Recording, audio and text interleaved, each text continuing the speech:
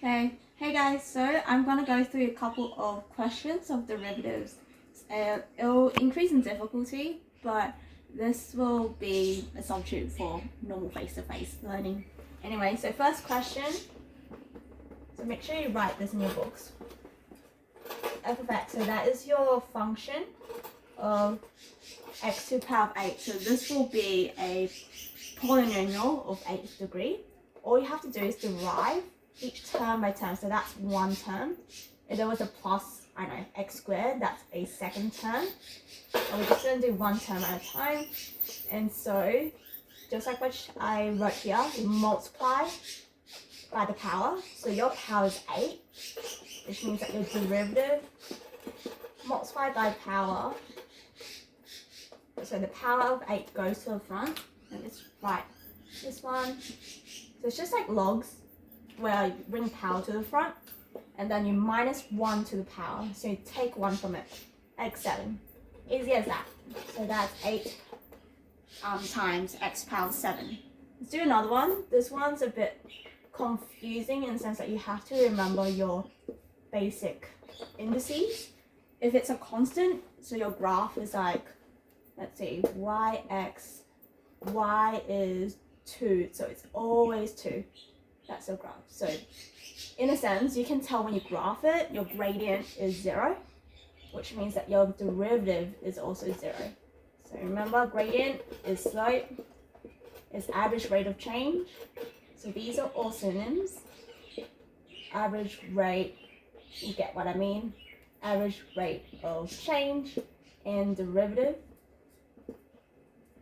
But algebraically, why 0 is because anything to power 0 is 1. So it's like 2 times 1.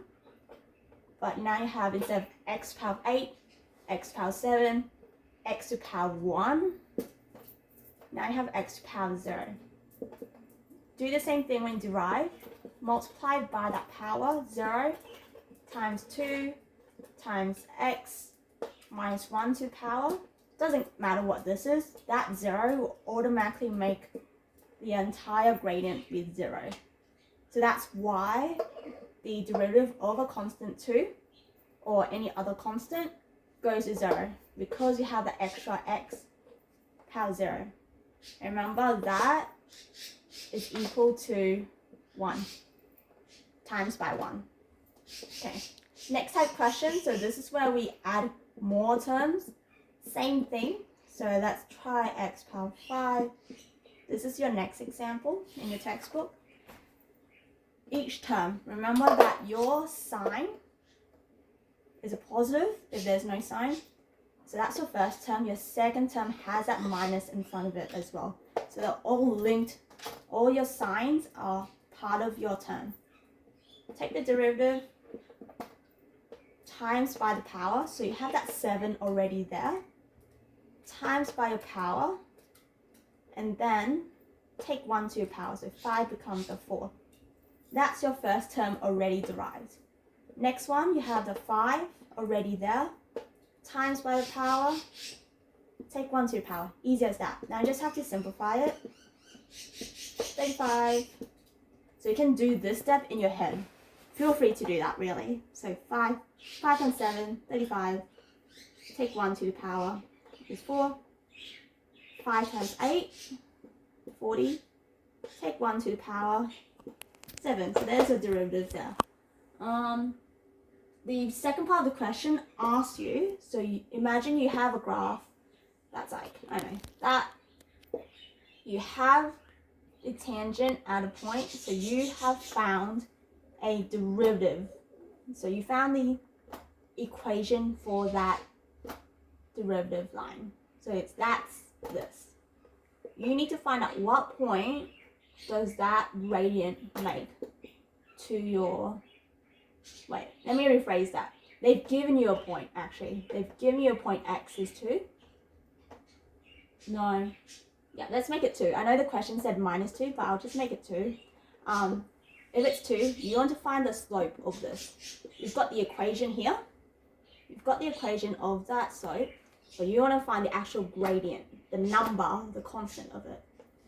So like our previous questions, remember your textbook has -2. I'm just going to do 2 for this one because I read it wrong. Please read the question properly, guys. So substitute in 35 times 2 to the power 4. So 35 times 16, whatever that is, times 40, or minus 40 times 2 to the power 7. I don't have a calculator, so you guys have to figure that one out. What does that simplify down to as the slope of this gradient at 2? So at point 2, you have a gradient, a tangent line that only touches that point once, and you have to substitute x is 2 in to find that slope. Mind you, this is the normal function. It's not that shape. I just guessed it's not because it's to the power of 8. You'll have to decimalize it to see what type of shape it gives you. I know we've really gone up to quartics. Okay, let's have a go at, we've got 2 questions left. I'm just going to rub this out. So always remember, when you're deriving just polynomials, times by that power and -1 to that power. Okay. So next one, you have binomial products. Same thing, you still have to multiply everything out to get a polynomial. So these are all in brackets.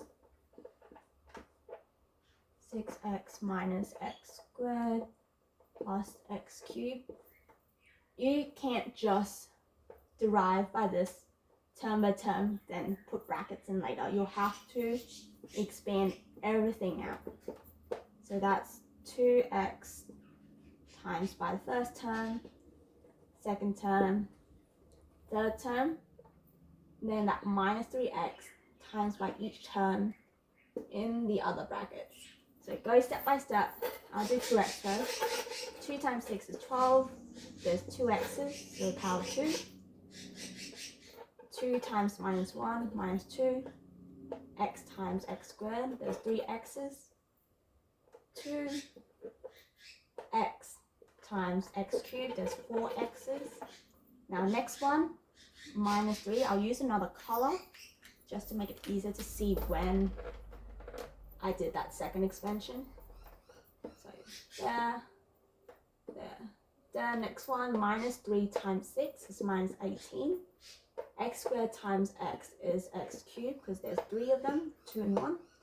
-3 times -1. So remember your signs for this.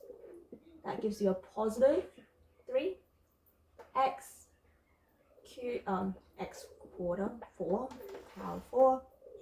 -3 times x power 5, because there's 5 of that. So we have gone from binomial product, and you have to expand it so they each have their own term. And like what we did in the previous examples, you derive term by term. Okay. So I'll just do this in my head, just go straight to the answer. Term by term. So this first one first, 12 times 2, 24. X -1 to the power is 1. -2 times 3, so remember the minus and the plus is part of the coefficient. -2 times 3 is -6. X, take 1 is 2. +2 times 4 is +8. X -1 to the power. -18 times 3. Remember, I don't have a calculator, so I'll just do it here. 8 times 3 is 24. Carry 2, 3 plus 2 is 5.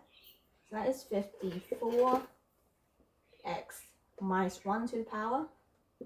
Next one, 4 times 3 is 12. X -1 to the power. -3 times 5 is -15. -1 to the power is 4. I try to align each one underneath the original question just so you don't miss out any of the terms. And that is your derivative right there. Just check all your powers are in order. Power 1, 2, 3, 2, swap these two around. So -54 x squared And I think that was a positive 8 that I just rubbed out. That's 8x cubed. I'm just organizing it so that it goes on ascending order of powers of x. So 1, 2, 2, 3, 3, 4 powers. So it's all perfect in order. Now, final question. This might be it just shows that you can't just derive that and that, then times it together. You have to expand it out properly. So for example, I've already done this expanded out. This is the actual answer to the derivative. If you are lazy and you just derive, let's do the other part of it. So this is if you're lazy, it's not right. You'll see the answer is actually different. You just derive that separately. So that is 2. You already see that's already different. So 2, because 2 times 1 is 2, minus 1 to the power is 0. That cancels to 1, because anything to the power of 0 is 1. So I won't even write that in. Minus 3 times 2 is minus 6.